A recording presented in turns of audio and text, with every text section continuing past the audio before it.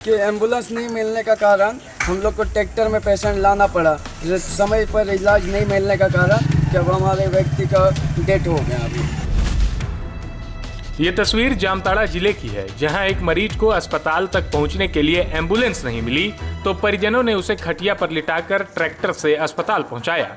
अक्सर ट्रैक्टर को खेती करने में इस्तेमाल किया जाता है, लेकिन यहाँ ट्रैक्टर एक मरीज को अस्पताल पहुंचाने का जरिया बना है। झारखंड का हेल्थ सिस्टम कितना स्वस्थ है, इस सवाल का जवाब ये तस्वीर दे रही है। यही नहीं, इस सवाल के जवाब में अक्सर ऐसी तस्वीरें सामने आती रहती है।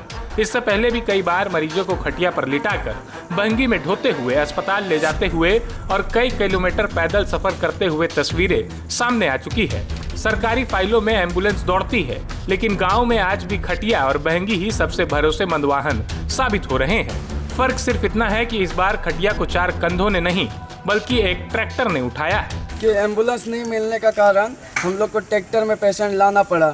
समय पर इलाज नहीं मिलने का कारण जब हमारे व्यक्ति का डेथ हो गया। अभी स्वास्थ्य मंत्री का झारखंड का कि कोई एम्बुलेंस अभी तक कोई भी ठीक नहीं है। वही का कारण हर वर्ष ज़रूरत में एम्बुलेंस नहीं मिलने का कारण बहुत हादसा होता है। सवाल ये है कि आखिर एम्बुलेंस कहाँ थी, 108 सेवा क्यों नहीं पहुंची? और अगर स्वास्थ्य व्यवस्था इतनी मजबूत है तो फिर खटिया और ट्रैक्टर आज भी मरीजों का सहारा क्यों बने हुए हैं? ये चिंता का विषय है। इसे लेकर मुख्यमंत्री हेमंत सोरेन ने भी चिंता जताई थी। स्वास्थ्य विभाग की समीक्षा के दौरान सीएम ने एम्बुलेंस सेवा पर चिंता जताई थी। उन्होंने कहा था कि राज्य में एम्बुलेंस सेवा को सुदृढ़ करना होगा। ओला उबर के तर्ज पर एम्बुलेंस सेवा का विस्तार किया जाएगा। जामताड़ा जिले का ये मामला जब बढ़ा तो स्वास्थ्य मंत्री इरफान अंसारी खुद जामताड़ा पहुंचे। मीडिया के सामने उन्होंने घटना को एक दुर्घटना बताया, लेकिन मंत्री की बात खत्म नहीं हुई थी कि मृतक के पुत्र बिमल टुडू ने सबके सामने ऐसी बात कह दी जिसने पूरे सिस्टम पर सवाल खड़े कर दिए। कि जामताड़ा में एम्बुलेंस, ट्रैक्टर, खटिया और सदर हॉस्पिटल, ये देखिए बच्चा है, मतलब गुमराह करता है बच्चा को। इसका भाई कौन था जी? फादर है ना। तो शादी में पार्टी में आ रहे थे, क्या था क्या मामला बताइए क्या था?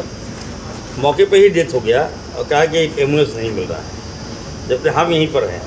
क्या बताइए क्या हुआ? तो वही जैसे जानकारी मिला कि गोरिया में नहाने गया था, उधर से आते वक्त पूरा बेहोश है, जैसा फंस गया तो बैठ गया तो फिर उठ नहीं पाए। वहाँ से कुछ लोग उठा के लाए तो हम लोग एम्बुलेंस में फोन करते रहे तो फोन भी नहीं उठा रहा। हुआ क्या था? क्या मतलब कैसे गिर गया वो गिरा है, वो पूरा थक गया, कमजोर खाना। बिमल टुडू ने कहा कि वे लगातार 108 एम्बुलेंस सेवा को फोन कर रहे थे, लेकिन कहीं से कोई मदद नहीं मिली। अगर समय पर एम्बुलेंस मिल जाती तो शायद उन्हें अपने पिता को ट्रैक्टर पर लादकर अस्पताल नहीं लाना पड़ता।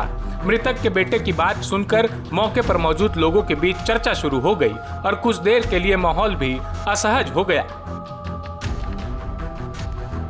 परिजनों का आरोप है कि अस्पताल पहुंचने से पहले ही मरीज की मौत हो गई थी। उनका कहना है कि समय पर स्वास्थ्य व्यवस्था मिल जाती तो शायद आज उनके परिवार का एक सदस्य जिंदा होता।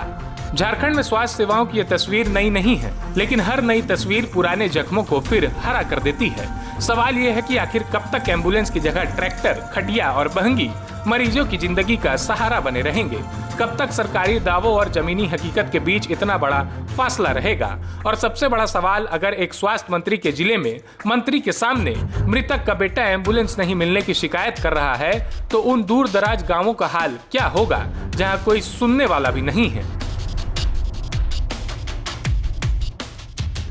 प्रभातखबर.com, विश्वास वही, रफ्तार नहीं।